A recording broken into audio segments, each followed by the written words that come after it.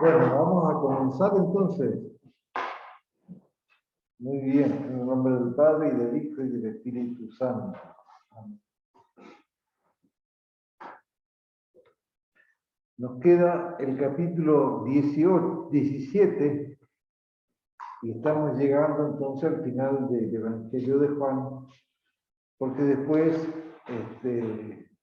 tenemos el capítulo 18, 19 y 20, que es el relato de la pasión, de la muerte y la resurrección de Jesús.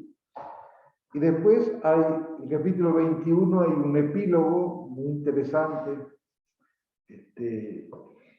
que es como que termina de coronar algunas cosas. Pero el capítulo 17 es un capítulo muy importante donde uno podría decir, bueno, hay una síntesis del Evangelio de San Juan. Donde todo lo que ha escrito en los dos grandes libros, como dijimos al comienzo, ¿no es cierto?, de San Juan, el libro de los signos y el libro de la gloria. Todo lo que ha ocurrido allí está expresado aquí en el capítulo 17. Y para darse una idea de la importancia del capítulo 17, hay que leerlo con la primera palabra de San Juan, que es el prólogo. En el prólogo, en realidad, hay el anuncio de un misterio que va a comenzar a relatarse. Por lo tanto, podemos ver la particularidad y lo raro que es este evangelio, porque en los otros evangelios tenemos un relato que hace una continuación de la vida de Jesús, algunos con un prólogo más largo, como Mateo y Lucas, otro con un mensaje directo nos introduce en la vida de Jesús, como es el Evangelio de Marcos. Y el Evangelio de Juan nos pone ante el prólogo que nos habla del misterio de la vida de Dios, el misterio de la palabra poderosa que ha creado todas las cosas, la palabra que está presente en la vida de toda persona. Y esa palabra es portadora de la vida, de la luz, y esa misma palabra está presente también, se hace carne en la vida de Jesús, se manifiesta en la vida de Jesús. El prólogo, el capítulo 17, es como una gran oración de despedida. Y en eso se parece en el Antiguo Testamento, hay grandes profetas o grandes personajes que también tienen una oración de despedida luego de cumplir su misión. Y es algo muy importante, nosotros ya no sabemos valorizar eso, pero ha habido también a lo largo de la historia, tanto de filósofos como de historiadores, como de grandes personajes en la historia, que al final de su vida escribe una despedida, y una despedida haciendo una síntesis de la vida. Ojalá que nosotros lo tengamos en cuenta cuando estemos cerca de nuestro final, y que podamos escribir algunas palabras sobre la vida, sobre nosotros mismos, sobre nuestros seres queridos, Qué hermoso sería, ¿no? De que también nosotros tengamos una pequeña página de despedida. Fíjense que el capítulo 17, en realidad, no es muy largo, ¿eh? Tiene 26 versículos nada más. Por lo tanto, 26 versículos para un libro largo y complejo no es mucho. Y entonces, en este capítulo 17 está sintetizado todo el Evangelio. Y la importancia está en que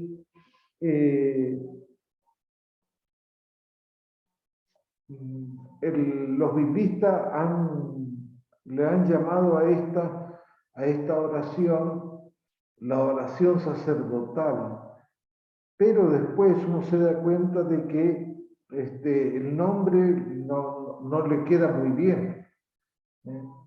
Porque si bien es cierto de que uno puede descubrir a alguien que está consagrando, celebrando la vida, pero es más que eso. Y además este nombre lo ha dado una persona que vivió en un tiempo bastante duro de oposición con la Iglesia Católica. El capítulo 17, entonces, esta oración, y por lo tanto, si es una oración, es el resumen, la petición, el ofrecimiento de una persona. Una persona está dirigiéndose a Dios. Así como leíamos en el prólogo que también hay una persona que comienza a dibujar un paisaje, ¿cierto? Entonces, en la oración de Jesús, aquí en el capítulo 17, es muy importante entender cuál es el contexto, en qué contexto se sitúa esta oración. Y el contexto no se ha movido desde el capítulo 13. En el capítulo 13 se relata esta comida que Jesús hace con sus discípulos, por lo tanto, están solamente los discípulos y Jesús. Y después todos los otros capítulos que siguen al 13 se relacionan, a veces hay algún relato que parecería que se escapa de ese capítulo, pero en ningún lugar se nombra otro lugar. Se nombra que han salido de allí y se han ido a otro lugar.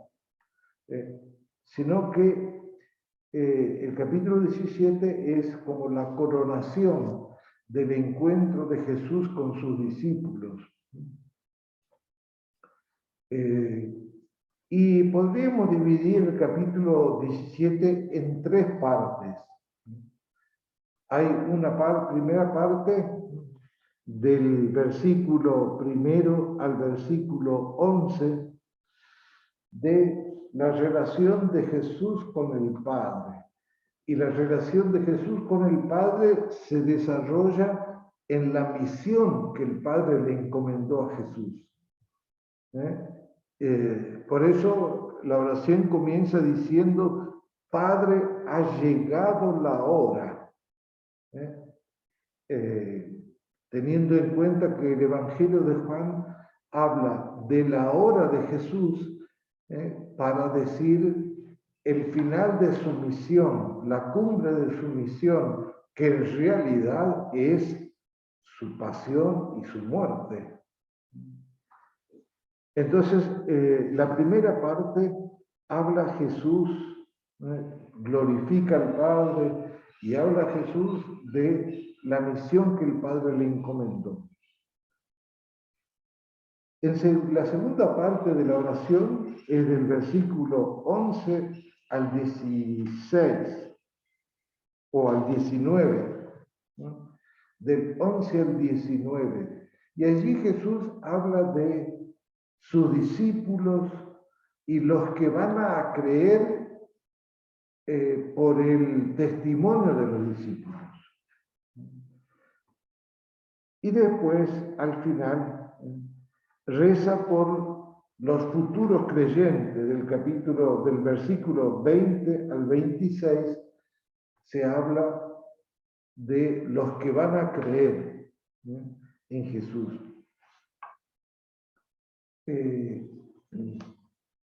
Todos deberíamos leer esta oración por lo menos una vez al año. ¿Para qué? Para poner toda nuestra obra, todo lo que hicimos, todo lo que dejamos de hacer, todos los encuentros, todo lo que conseguimos en las manos de Dios.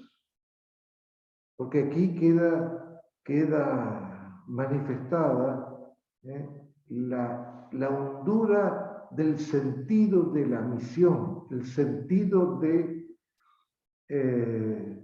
ser persona, ¿no? ¿Cuántas veces podríamos preguntarnos nosotros, ¿cuál es el sentido de mi vida? ¿Para qué estoy yo? ¿Para qué he venido al mundo? ¿Cuál es el sentido de mis días? Y en esta oración encontramos, digamos, como una fuente, una ayuda para encontrar ese sentido, pero también para hacer una revisión de nuestra vida. Es muy lindo porque es muy confortante también, a pesar de nuestras limitaciones, es como un gran soplo de esperanza.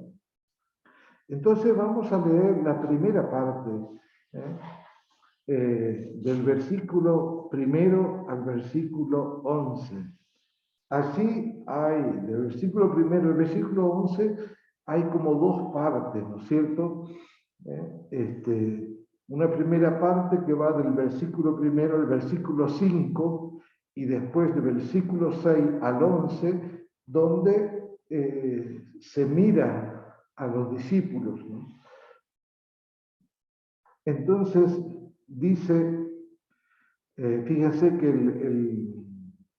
el capítulo 17 comienza con esta introducción. Después de hablar así, Jesús se levantó los ojos al cielo. Después de hablar así, hace referencia a todos los capítulos que hay antes, desde el 13. Del capítulo 13 hasta aquí, el final del capítulo 16, antes de introducirnos acá, es después de hablar así. Es casi como que el único que habló en todos los capítulos precedentes fue Jesús. No hubo otra intervención. Entonces, después de hablar así, dice, Jesús levantó los ojos al cielo. Hay que tener en cuenta que en la época de Jesús, levantó los ojos al cielo era una manera de nombrar a Dios.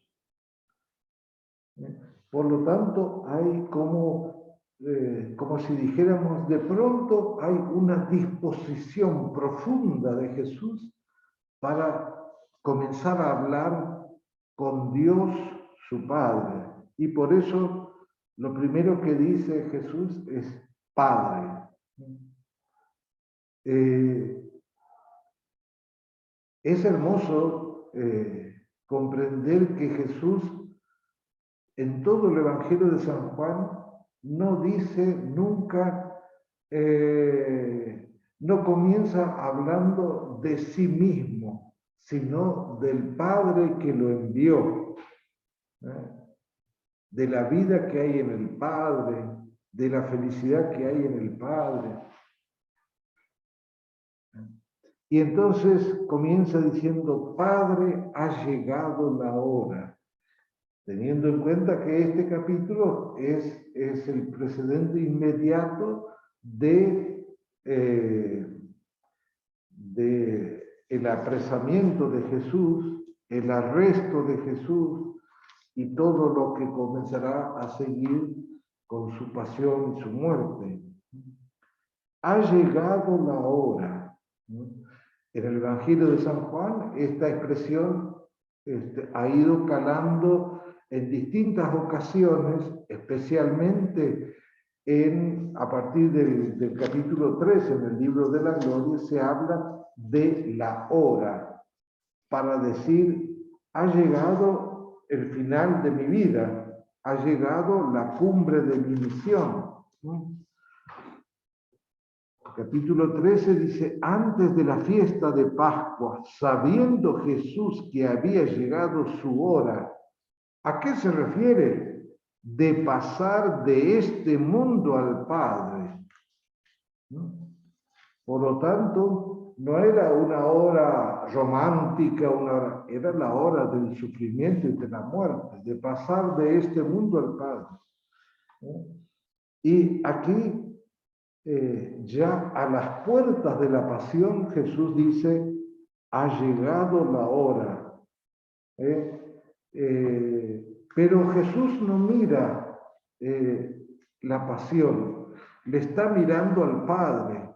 Por lo tanto, le dice, Padre, glorifica a tu Hijo, para que el Hijo te glorifique a ti.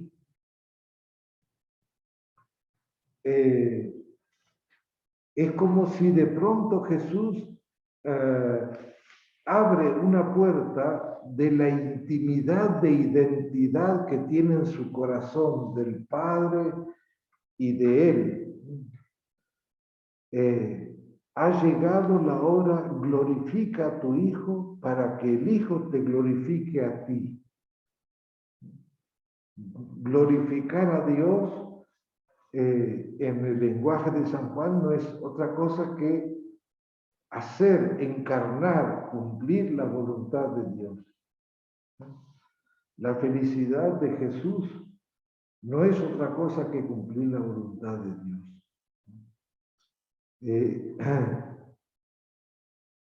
Así como uno podría decir, tanto amó Dios al mundo que envió a su Hijo. Fíjense, lenguajes misteriosos del amor misterioso de Dios. Para que el Hijo te glorifique a ti, ya que le diste autoridad sobre todos los hombres, para que Él diera vida eterna a todos los que tú le has dado.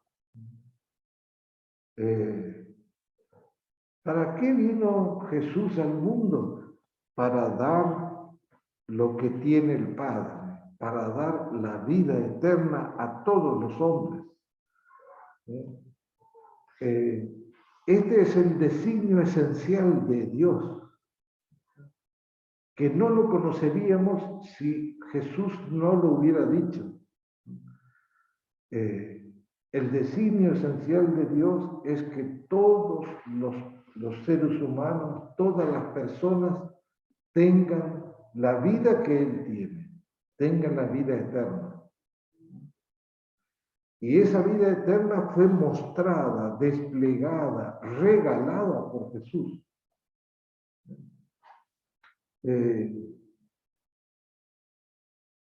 Ya que le diste autoridad sobre todos los hombres para que Él diera vida eterna a todos los que tú le has dado. ¿Y en qué consiste esta vida eterna?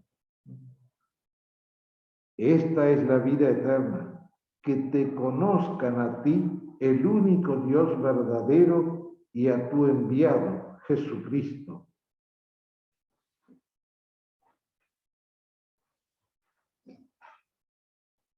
Fíjense, está hablando a una dirección esencial de las personas. como seres humanos inteligentes, nuestro centro está en nuestra capacidad de conocer, de comprender, de gustar, de experimentar. Todo está centrado en esto. Somos personas porque somos capaces de comprender, de distinguir, de discernir, de conocer. La vida eterna es que te conozcan a ti, único Dios verdadero, y a su enviado Jesucristo. ¿No? A veces nosotros dejamos en segundo plano este elemento esencial de nuestra persona, de nuestra dignidad. Y a veces ponemos en primer plano otras cosas, materiales, cosas, el trabajo, otra persona, algún gusto o un pecado también. Y entonces cuando hacemos esto, cuando damos el paso a poner nuestro centro en otra cosa que no sea esta dignidad, en realidad nos desvalorizamos. Podríamos decir, atentamos contra nuestra dignidad. Entonces, la vida central de todo cristiano es esto, que te conozcan a ti, único Dios verdadero, y a su enviado Jesucristo. Por eso, fíjense, en el centro de esta primera palabra de Jesús al Padre, está esto, pone en el centro esta dignidad humana.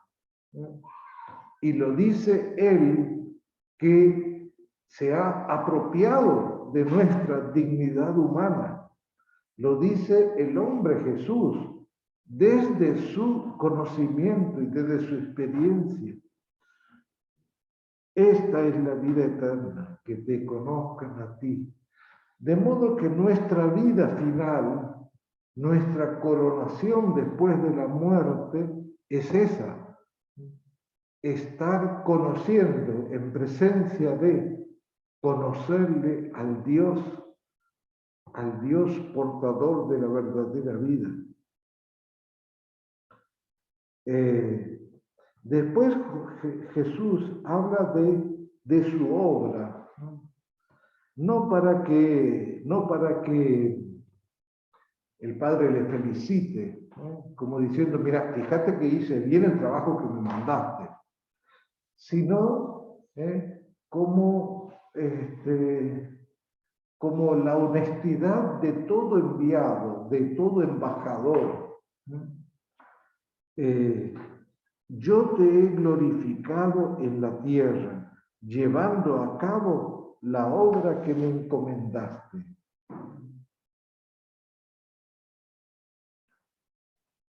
A veces, y especialmente en nuestro mundo de hoy, que pone el centro en la independencia de todas las cosas.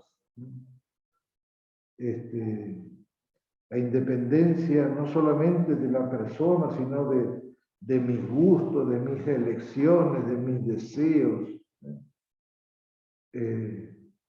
Nadie puede tocar los deseos, los gustos de las personas. Nadie puede obligar a. Y sin embargo aquí Jesús dice, yo te he glorificado llevando a cabo la obra que me encomendaste.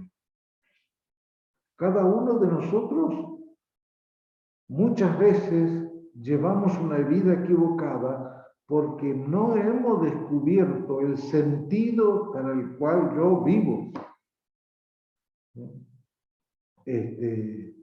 No hemos descubierto cuál es el sentido de mi vida. Y entonces picoteo acá, picoteo allá, hago esto, aquello otro. Jesús siempre tuvo esta conciencia de que tenía una obra por construir.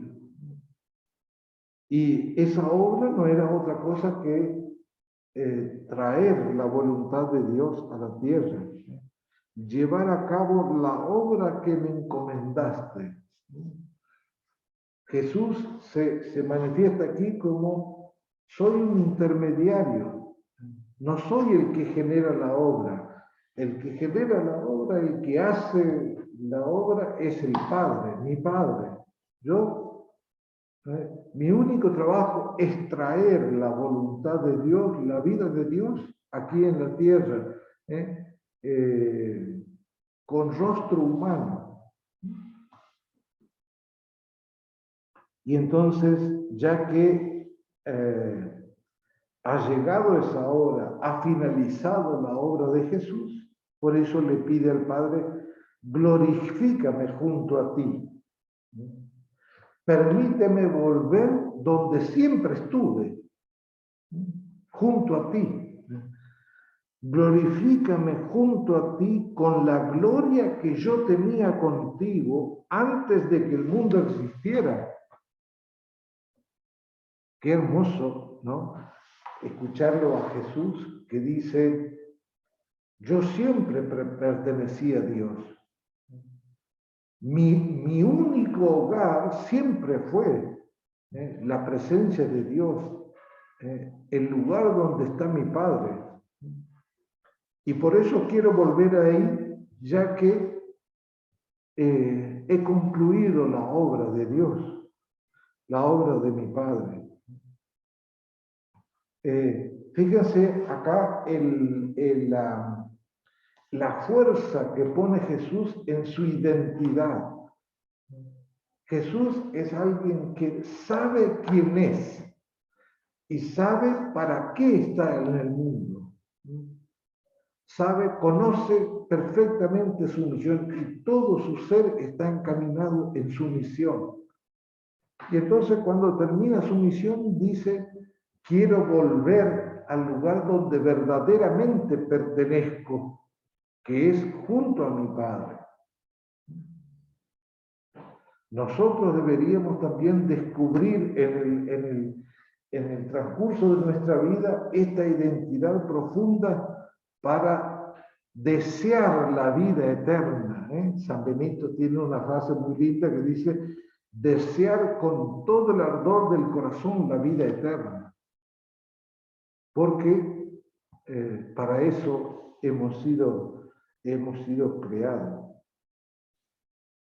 Y después esto, por lo tanto, los primeros 5 versículos del capítulo 17 habla de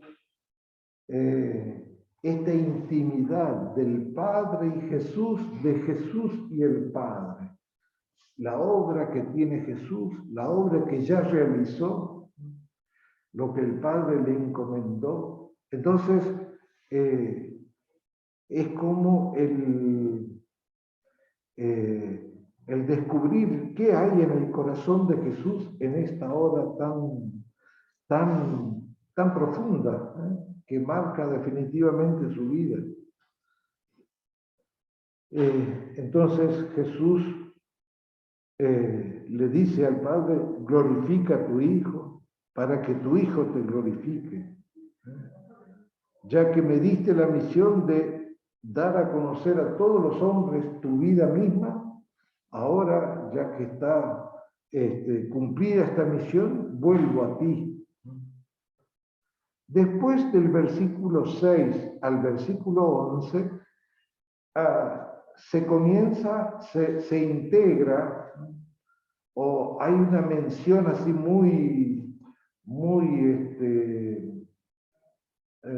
parecería muy, no directa, sino así de forma secundaria, de los discípulos. Se supone que los discípulos están allí en presencia de Jesús, porque en ningún lugar se dice que Jesús salió de allí o se alejó. Entonces, después el versículo 6 al 11 dice esto: manifesté tu nombre a los que separaste del mundo para confiármelos. Eran tuyos y me los diste, y ellos fueron fieles a tu palabra. Ahora saben que todo lo que me has dado viene de ti, porque les comuniqué las palabras que tú me diste.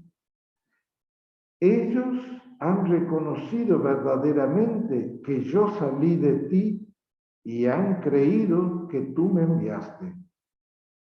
Yo ruego por ellos, no ruego por el mundo, sino por los que me diste, porque son tuyos. Todo lo mío es tuyo y todo lo tuyo es mío, y en ellos he sido glorificado. Ya no estoy en el mundo, pero ellos están en el mundo. ¿Quiénes son estos?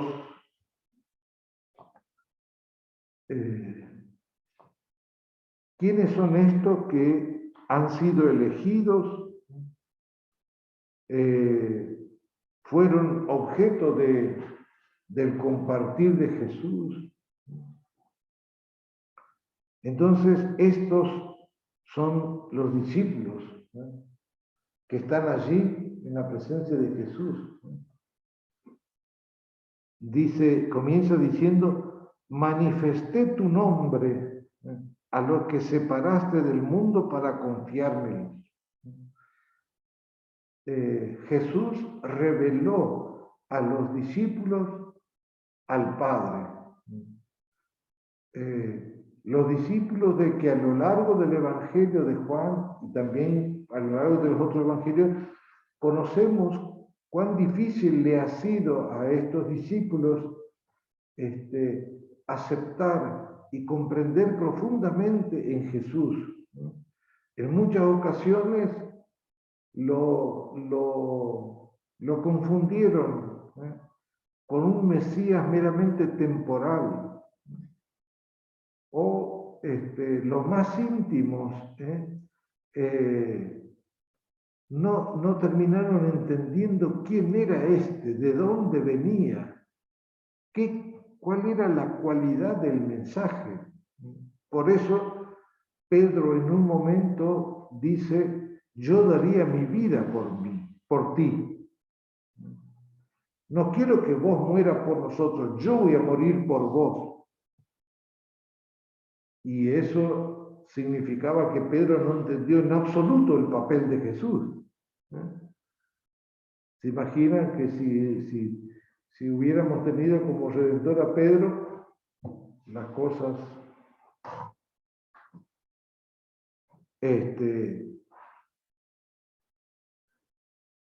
todos los discípulos, y podríamos decir, en cada uno de los discípulos estamos nosotros también, que después de tanto tiempo seguimos creyendo en Jesús.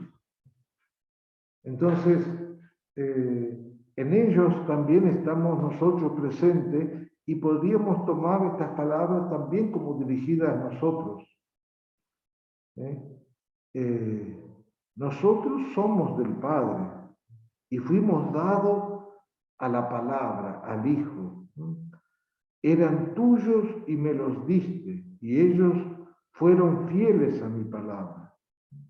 Y entonces después habla de algo que está en el núcleo de nuestra fe. Ahora saben, ¿no? Así como nosotros, el contenido de nuestra fe, como lo decimos en el credo, creemos en Dios Padre, en su Hijo Jesucristo, en el Espíritu Santo. Ese credo está presente aquí, que dice en el versículo 7, ahora saben que todo lo que me has dado viene de ti. Siempre por medio del Espíritu podemos reconocer la presencia viva de Jesús. Pero siempre tenemos que saber comprender que detrás de Jesús, en Jesús y detrás de Jesús está el Padre. como él lo dice aquí en el Evangelio de Juan, el que me ha visto a mí, ha visto al Padre. Y entonces hacen un juego desafiante, porque a Jesús, hombre como nosotros, lo podíamos ver. Al Padre, que es espíritu, la vida en sí misma, no lo podríamos ver. Pero él dice, el que me ve a mí, ve al Padre. Entonces, ahora saben que todo lo que me has dado viene de ti. Todo el mensaje del Evangelio, la vida de Jesús, especialmente la pasión y la cruz, la vida entregada, es un don que viene del Padre. Ellos han reconocido verdaderamente que yo salí de ti y han creído que tú me enviaste. Seguimos presentes en el credo, porque todas estas cosas lo decimos en el credo. Ellos han reconocido verdaderamente que yo salí de ti. Jesús es nuestro Redentor y nuestro Dios solamente si es hijo del Padre. Si Jesús fuera un profeta extraordinario, pero como todos los otros profetas, no podríamos decir que nuestra redención viene de Jesús. Viene de Jesús porque es esa palabra encarnada, esa palabra hecha hombre. Y entonces nosotros reconocemos que Jesús salió del Padre. Y creemos que el Padre envió a Jesús. Y después hay a partir del versículo 9, una descripción de algo más íntimo de Jesús respecto de los discípulos. Algo muy lindo que nosotros deberíamos hacer nuestro, ponerlo en nuestra conciencia para la relación con Dios. Después va a decir algo mucho más profundo cuando hable de los que han creído en Él. Yo ruego por ellos. Le está hablando al Padre. Jesús le está hablando al Padre y está en presencia de los discípulos y le dice al Padre, yo ruego por ellos. No ruego por el mundo, teniendo en cuenta que en San Juan el mundo es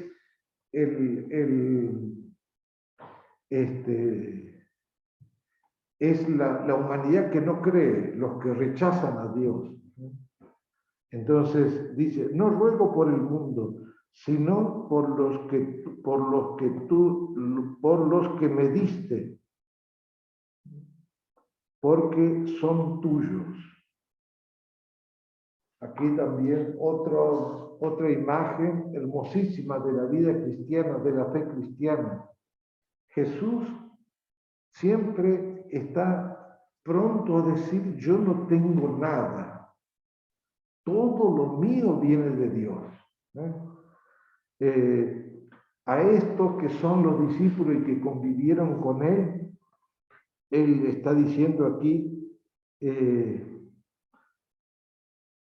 estos son tuyos, todo lo tuyo, porque son tuyos, no ruego solamente por ellos, sino no por el mundo, sino por los que tú me diste, porque son tuyos.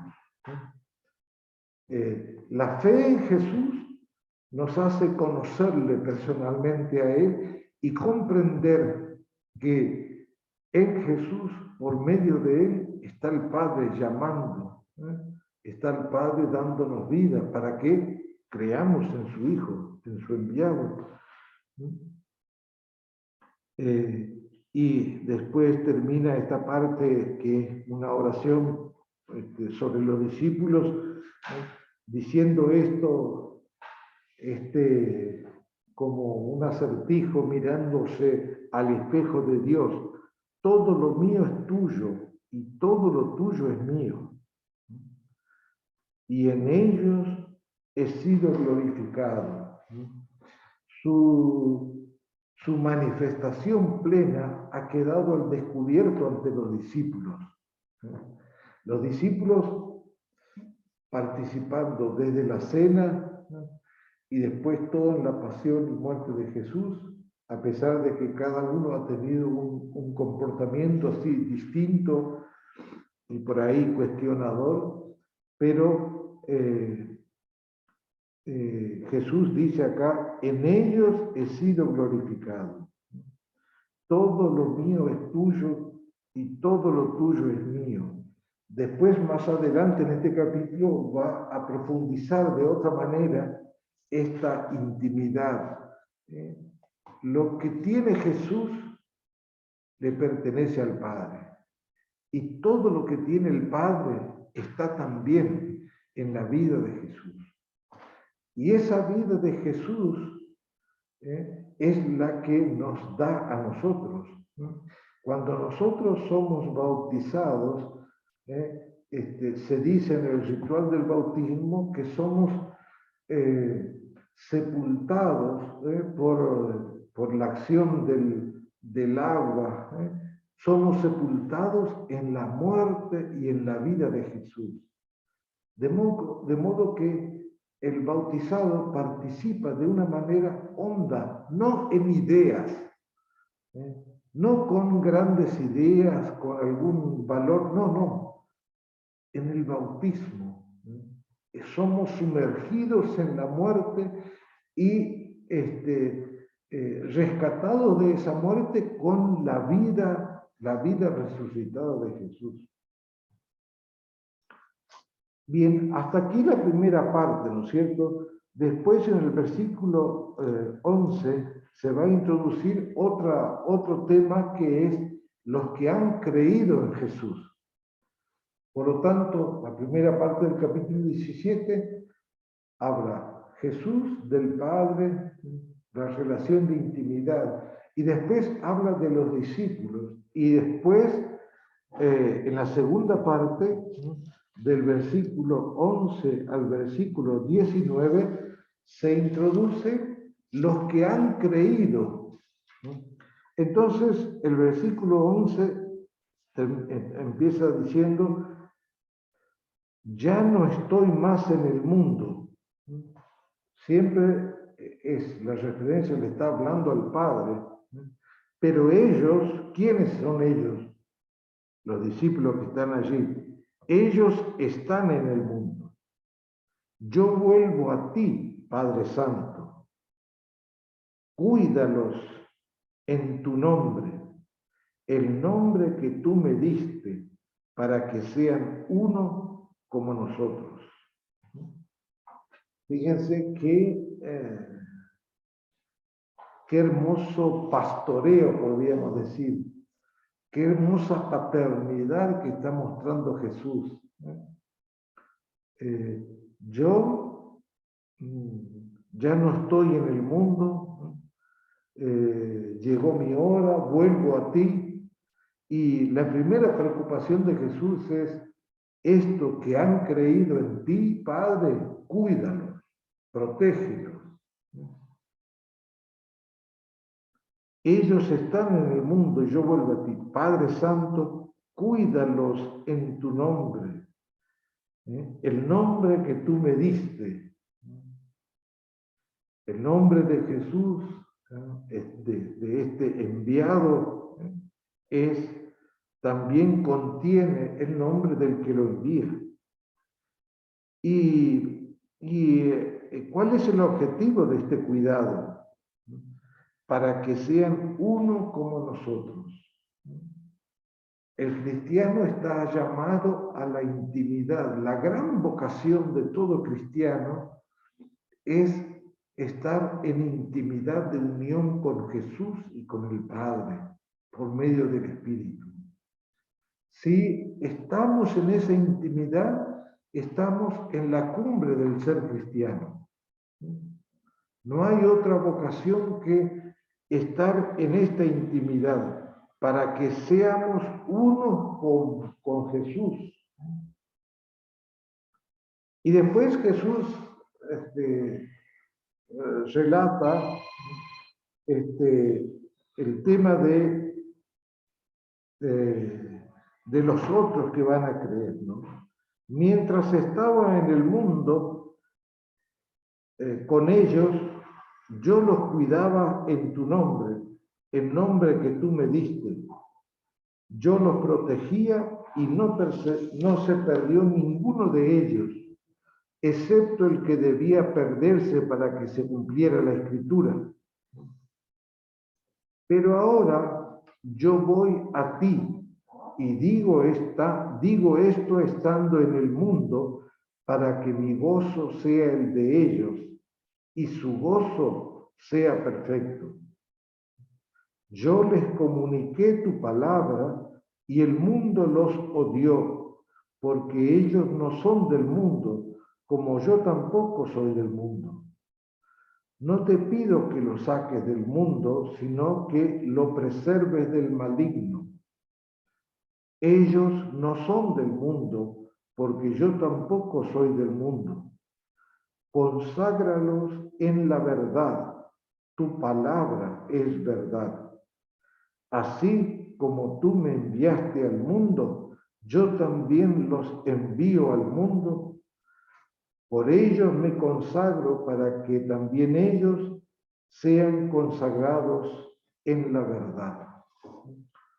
El contenido de esta parte de la oración es referido al cuidado, a la protección de los discípulos, ¿no? Y entonces Jesús aquí reconoce todas las dificultades que tendrán que pasar en el mundo, ¿no? Porque el mundo es el mundo que construye el hombre sin Dios, el hombre que cree que es el artífice del mundo. Entonces, estos discípulos que no son del mundo, los cristianos que no son del mundo, deben seguir viviendo en el mundo para ir construyendo el nombre de Dios en el mundo.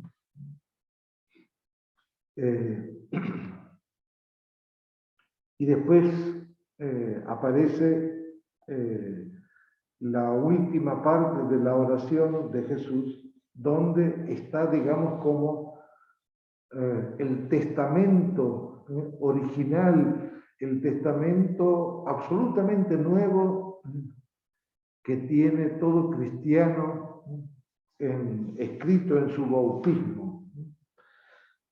Entonces vamos a leer del versículo 20 al 26. No ruego solamente por ellos, sino también por los que gracias a su palabra creerán en mí. Que todos sean uno, como tú, Padre, estás en mí y yo en ti. Que también ellos estén en nosotros, para que el mundo crea que tú me enviaste. Fíjense, aquí está poniendo el fundamento de toda clase de apostolado, toda clase de testimonio tiene que tener esto. Como tú, Padre, estás en mí y yo en ti, que también ellos estén en nosotros para que el mundo crea. El mundo cree en Dios solamente cuando el testimonio tiene esta característica: la presencia del Padre y la presencia de Jesús. Yo les he dado la gloria que tú me diste, para que sean uno como nosotros somos uno, yo en ellos y tú en mí, para que sean perfectamente uno, y el mundo conozca que tú me has enviado, y que los has amado a ellos como me amaste a mí. Esta repetición de yo estoy en ellos y ellos están en mí, yo estoy en el Padre y el Padre está en mí. Es casi como una catequesis de nuestra fe. Muchas veces nos referimos a Dios, hablamos en nuestra oración con Dios, pero como algo lejano, algo que está tan lejos que yo no puedo acercarme. Y sin embargo, si mi fe es verdadera, yo estoy en presencia de Dios. Porque la fe es la única puerta que me introduce a la presencia de Dios, a la presencia de Jesús y a la presencia del Padre. De esta certeza siempre tenemos que estar absolutamente firmes para que nuestra fe no vacile, para que nuestra fe no se convierta en ideología, en un discurso que no tiene consistencia. Y después viene la última parte, donde se habla de la verdadera salvación. El versículo 24. Padre, quiero que los que tú me diste estén conmigo donde yo esté, para que contemplen la gloria que me has dado, porque ya me amabas antes de la creación del mundo.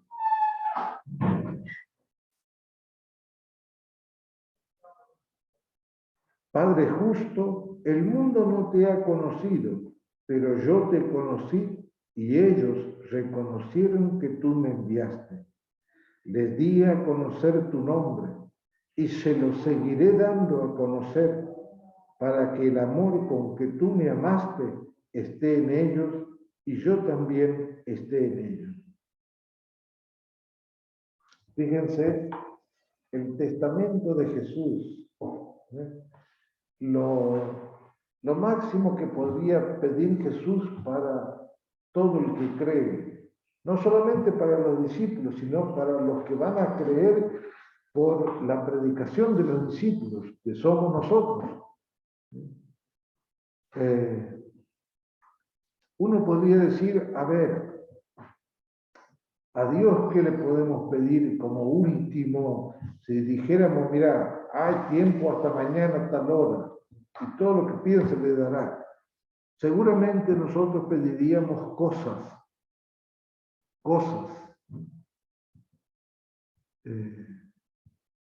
Y pediríamos, no atreveríamos a pedir esto, que hay que tener más audacia aún, más hondura que pedir cosas. Aquí Jesús, ya que ha llegado su hora de que después de estas palabras comenzará la pasión, el arresto, la humillación, y Jesús optará por el silencio, y entonces solamente se mostrará su vida, su muerte. Le dice, Padre, lo único que quiero, que todos estos que tú me diste estén conmigo donde yo esté. La felicidad, la única felicidad de todo creyente, es decir, tengo no solo esta promesa, sino este pedido perpetuo de Jesús. Creo en Él para obtener este pedido que Él le ha hecho al Padre, para estar con Él, donde Él está. Pero donde Él está es en la gloria del Padre. Y entonces dice, para que contemplen la gloria que me has dado. La gran vida que va a haber en el mundo futuro es contemplarle la gloria de Jesús, estar en su presencia participando de su gloria, porque cuando estemos allí será una consecuencia de la gloria que Él compró con su propia vida. Que esté donde yo esté. Y Jesús no está en un lugar, en cualquier lugar de la eternidad. Está junto al Padre, en el Padre, para que contemple la gloria que me has dado, porque ya me amabas antes de la creación del mundo. Qué hermosura, porque en todo esto es el amor, el secreto del pedido de Jesús, de la vida de Jesús, del mensaje de Jesús, de las acciones de Jesús, es el amor, el misterio del amor. Porque ya me amabas antes de la creación del mundo. Padre justo, el mundo no te ha conocido. El mundo sigue peleando sus batallas inútiles. Sigue luchando por pequeñas cosas necesarias para todos. Pero que no se va a llevar ninguna de esas cosas al mundo futuro. El mundo no te ha conocido, pero yo te conocí. Y estos que creyeron, ellos reconocieron que tú me enviaste. Así que el final de esta oración es el testamento final de Jesús, que dice: esto que creen en mí, Padre, quiero que estén conmigo. Entonces, nuestro destino final no lo inventamos nosotros. Lo dijo Jesús aquí en presencia de su Padre. Quiero que estén conmigo para que contemplen la gloria que me diste.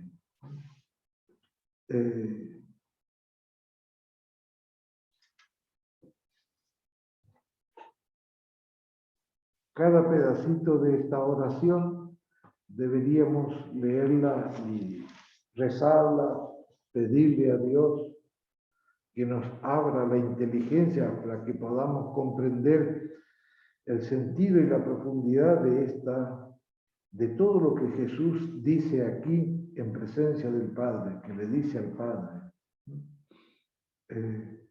Y el gran regalo del Evangelio de San Juan es esta presencia de Jesús en oración ante el Padre, dando el sentido de su vida, de la vida de los discípulos, de la vida de los que creen. Toda la profundidad de nuestra fe, toda la vida de nuestra fe está aquí apuntado a estar con Él donde Él está. Ojalá que nuestra última oración en nuestra vida, que puede ser mañana o dentro de 20, 30, 40, 50 años, cuando Él quiera, sea esta, ¿no es cierto? Señor, que yo esté donde tú estás para contemplar la gloria.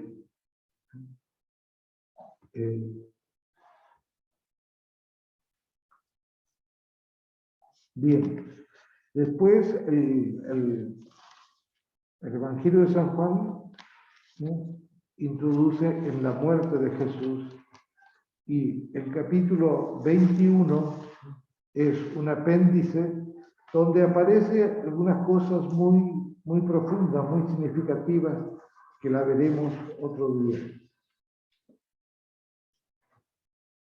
Bueno,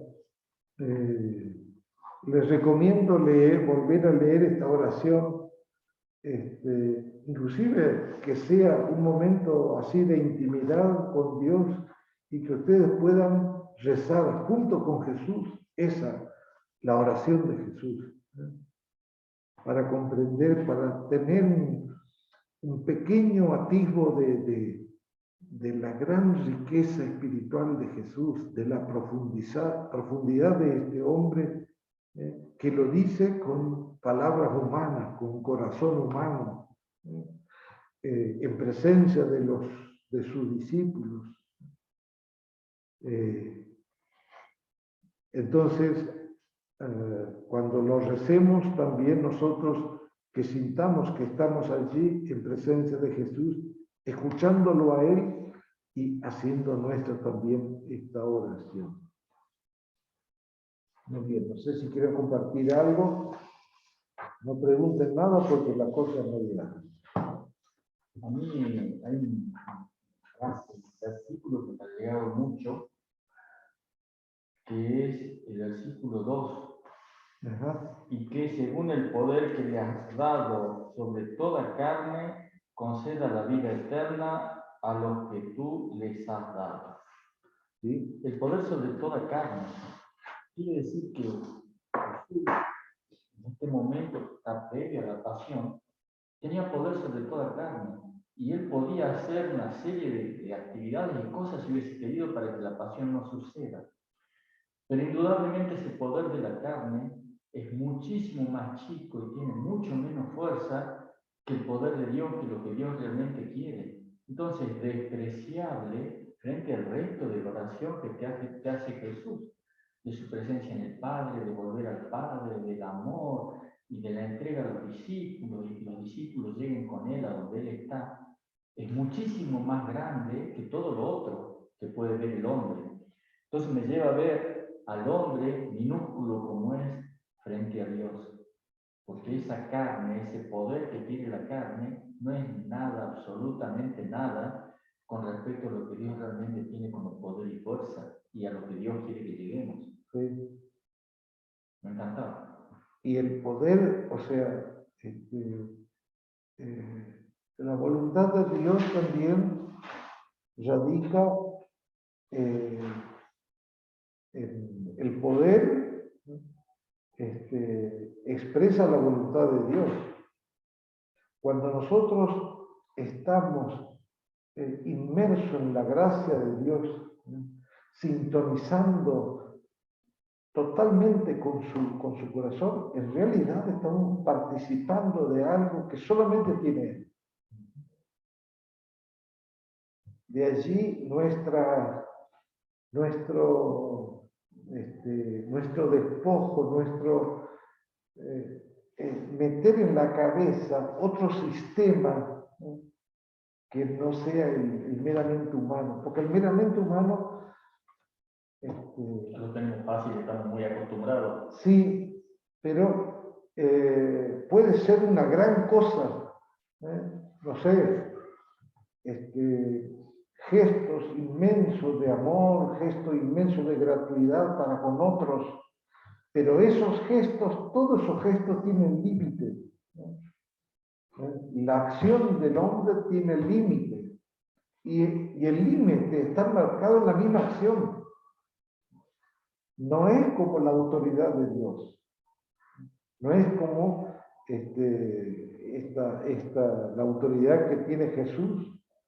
Pero fíjate que Jesús, la autoridad, como vos decís, bueno, no lo utilizó para librarse de la muerte, del sufrimiento, de la humillación.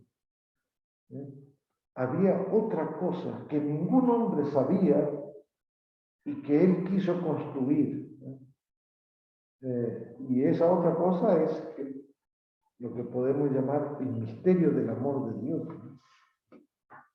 Y era muchísimo más importante que todo lo otro. Lo otro era despreciable frente a él. Sí, sí, sí. Lo lindo es que estamos llamados a participar de ese poder, de esa autoridad, de ese misterio. Por lo tanto, ahora si lo vislumbramos así, muy brevemente, algún día lo conoceremos verdaderamente y ahí comprenderemos exactamente esto que quiere decir Jesús. Muy bien. ¿Cuándo nos juntamos? A ver.